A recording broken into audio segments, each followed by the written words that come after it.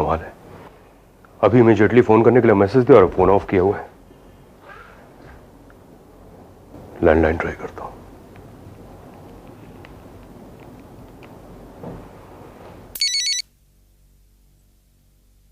जय भैरव।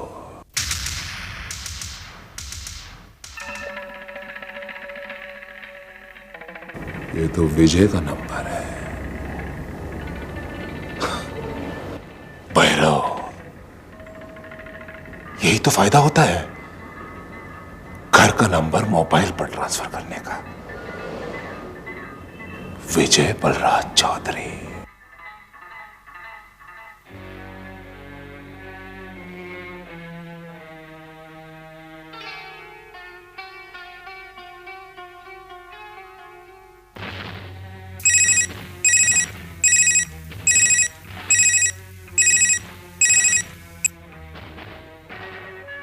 क्या बात है विजय चौधरी, फोन भी करते और काट भी देते हो, क्या काम था? गलती से आपका नंबर लग गया था। वो बात यह है कि दिन रात आप ही के बारे में सोचता रहता हूं ना, इसलिए। भैरव भैरव, अच्छा है। तो आजकल तुम डावला भाई के बारे में सोचने भी लगे हो, और वो भी दिन रात। ऐसा ही होता है बच्चे, जो एक बार डावला भाई के साथ काम कर लेता ना, वो डावला भाई के बारे में सोचने लगता है, वो भी दिन रात। फिर मिलते हैं। अब हम बार बार मिलेंगे विजय। जय भैरव।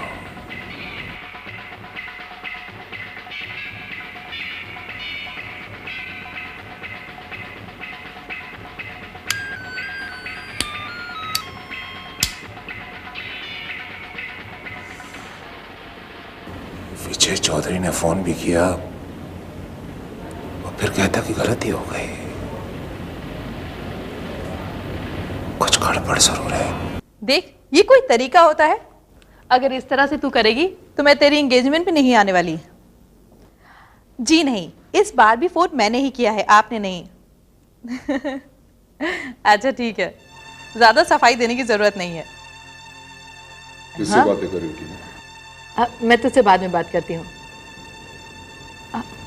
वो मेरी फ्रेंड है ना रीटा, आप जानते हैं उसको। 2-3 दिन के बाद उसकी एंगेजमेंट है। टीना, तुम अपनी फ्रेंड्स को अपनी एंगेजमेंट पे कब बुलाओगे? मेरी एंगेजमेंट? भैया, मैं आपसे कितनी दफा कह चुकी हूँ कि मुझे शादी नहीं करनी है। ऐसे मत कहो टीना, इसका मतलब कि तुम मुझे मेरा फर्ज निभाने नहीं दोगी। ऐसी बात नहीं है, जरा अपने बारे में सोचिए। मैं शादी करके इस घर से चली जाऊंगी तो आप कितने अकेले हो जाएंगे। पहले आप शादी कर लीजिए, अपना घर संसार बसा लीजिए, ताकि आपकी देखभाल करने वाली कोई इस घर में आ जाए। तुम कितना सोचती हो अपने भाई के लिए, सचमुच तुम बहुत अच्छी हो टीना।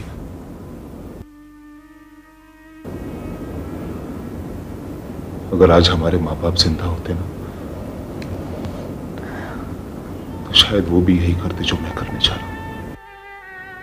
तब भी मैं उनसे वही बात कहती जो आपसे कह रही हूँ, कि पहले आप भाभी ले आइए इस घर में, फिर मैं शादी करूंगी। मैं भी कैसी बातें लेकर बैठ गया हूं। अच्छा, बहुत दिनों से तुम्हारे हाथ की कॉफी नहीं पी मैंने, जरा गरम गरम कॉफी ले आओ। बस इतनी सी बात? अभी 2 मिनट में कॉफी बना के लाती हूँ।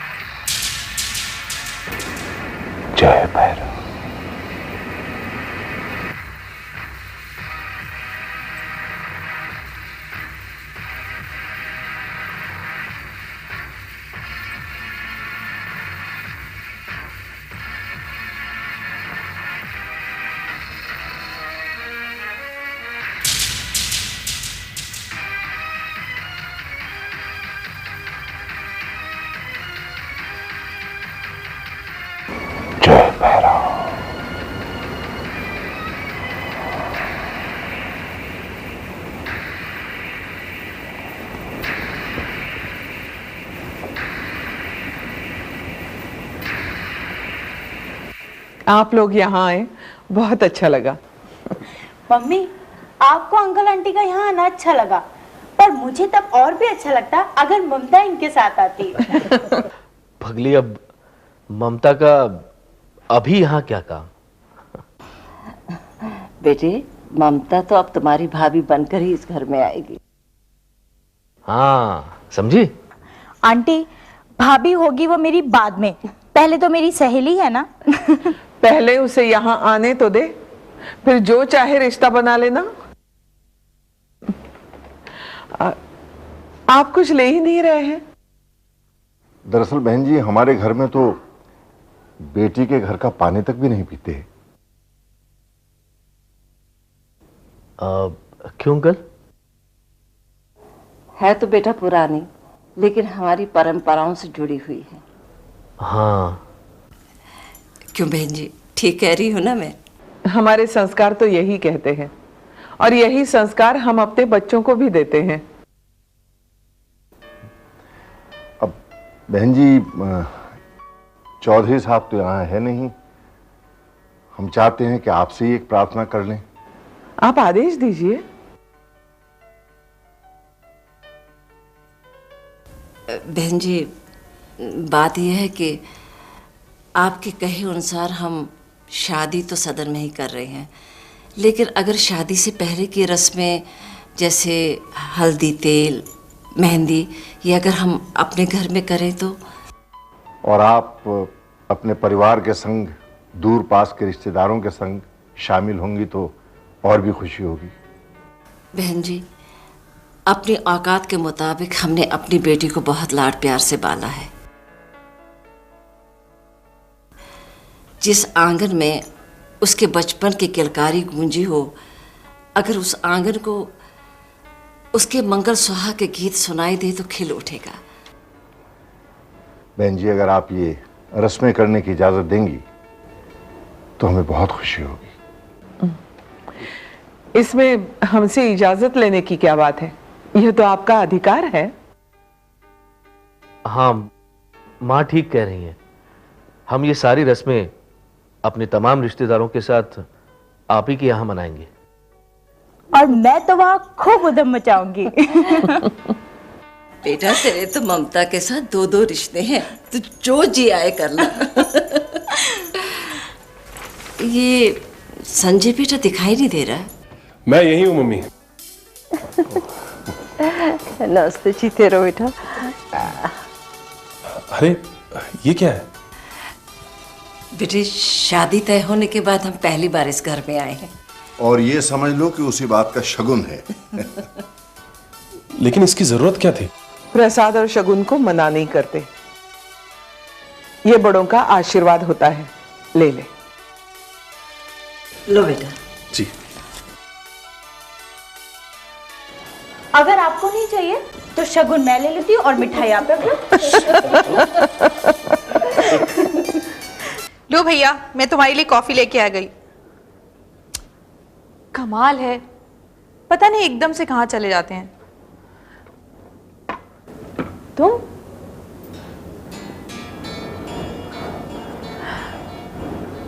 इस वक्त यहाँ अचानक? शायद भैया ने बुलाया होगा।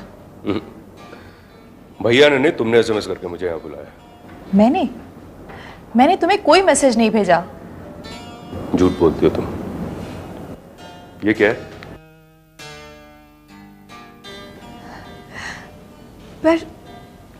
पर विजय, ये मैसेज मैंने तुम्हें नहीं भेजा है।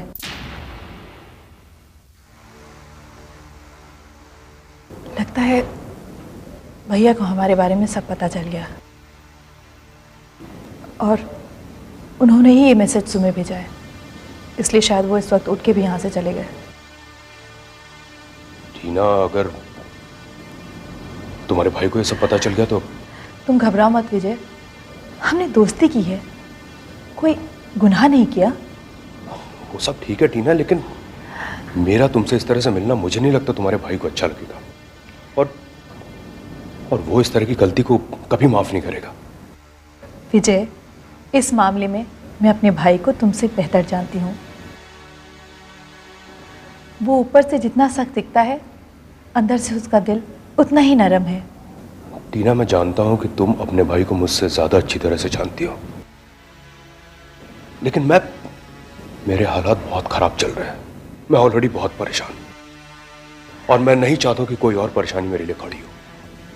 मैं जानती हूँ विजय, ये बात और है कि तुमने आज तक मुझे अपनी कोई परेशानी नहीं बताई, लेकिन तुम्हारी हर परेशानी मेरे भाई की वजह से है, ये मैं अच्छी तरीके से समझती हूँ। तुम परेशान मत हो विजय, मैं पूरी कोशिश करूंगी कि मैं भैया को समझाऊं। काश तुम्हारा भाई तुम्हारी बात और मेरी परेशानी को समझ सके। एनीवे, टीना, अब अगले हफ्ते मेरे छोटे भाई संजय की शादी है। अरे, छोटे भाई की शादी है और हमें इनवाइट भी नहीं किया? करूंगा, मैं खुद आऊंगा कार्ड देने। सुनो, तुम शादी कब कर रहे हो?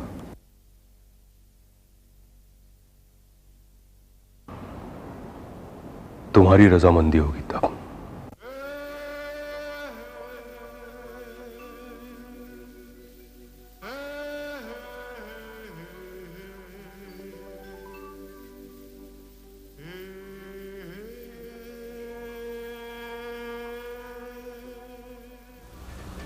कल्याणी, तुमने शुक्ला जी की बात मानकर बहुत गलत किया। तुम्हें किसी भी हालत में उनकी बात नहीं माननी चाहिए थी। अपनी बेटी की शादी को लेकर माँ बाप के बहुत अरमान होते हैं। उनकी बात को ठुकराकर मैं उन्हें दुखी नहीं करना चाहती थी। तुम्हारा सोचना ठीक है कल्याणी, लेकिन उनकी बात मानने से पहले तुम्हें यह भी सोचना चाहिए था कि ये सारे रस्म और रिवाज वो अपने घर में कैसे करेंगे।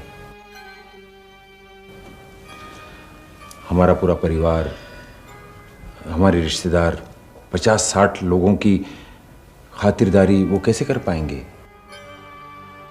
इसका बोझ कैसे सह पाएंगे वो? अभी उनकी नौकरी का भी कोई बंदोबस्त नहीं हुआ है। आप ठीक कह रहे हैं। औलाद की ममता के कारण वो ऐसा करना चाह रहे होंगे। मुझे उनकी बात नहीं माननी चाहिए थी। मुझसे बहुत बड़ी भूल हो गई। अब क्या करें? इस पूरी बात को मुझे ही संभालना होगा। कुछ ऐसा करना होगा कि जिससे उनकी बात का मान सम्मान भी रह जाए और उन पर कोई बोझ भी ना पड़े।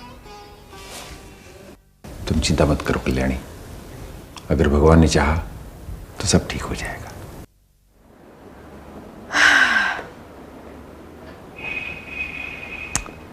कमाल है, ये भी कोई बात है? कह कर गए कि 8:30-9 बजे तक घर आ जाऊंगा, तुम्हारे साथ बैठकर खाना खाऊंगा। यहाँ मैं भूखी बैठी हूँ और खुद गायब हो गए। हाय टीना। भैया, इतनी देर तक कहाँ थे? अगर इतनी देर से ही आना था तो मुझसे क्यों कह कर गए कि तुम्हारे साथ बैठकर खाना खाऊंगा? आज मैं तुम्हारे कोई भी सवाल का जवाब नहीं दे सकता। लेकिन ये भी कोई तरीका है घर आने का इतनी देर से? दरअसल अपनी प्यारी सी बहन के लिए अच्छा सा गिफ्ट लेने के लिए मैं लेट हो गया। मेरे लिए गिफ्ट? लेकिन ये गिफ्ट है क्या? दिखाता हूँ। जब देखोगी ना तो अपने भाई के पसंद की दाद दोगी। देखो।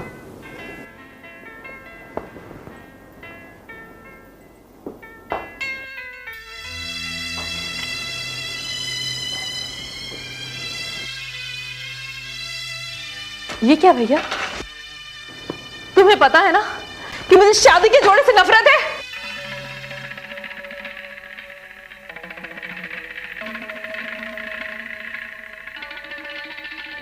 टीना, मुझे तो लगा था कि विजय से मिलने के बाद तुम्हारे मन में शादी के जोड़े के लिए फिर से प्यार उमड़ आया है।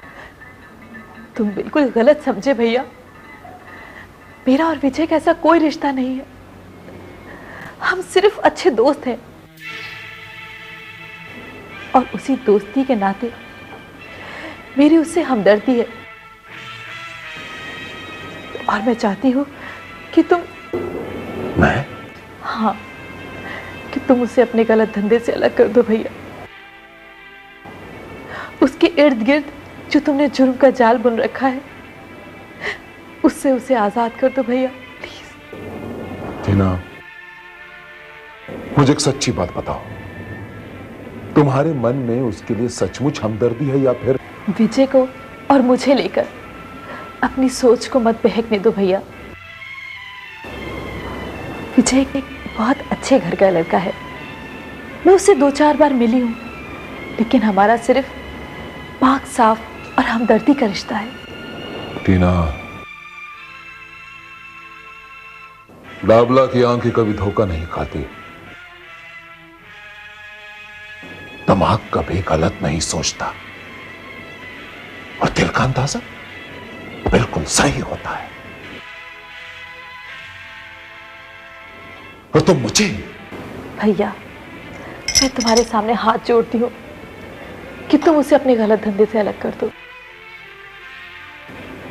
उस मासूम को छोड़ दो भैया, प्लीज। देखूंगा, लेकिन वो तुम्हारे भोले भाले घर का सीधा साधा लड़का विजय उस राकेश नाथ इनामदार की वजह से बहुत बड़े प्रॉब्लम में आने वाला है, बहुत बड़े मुसीबत में फंसने वाला है। नहीं भैया, भैया उसे इस मुसीबत से बचा लो भैया उसे। सोचूंगा, सोचूंगा।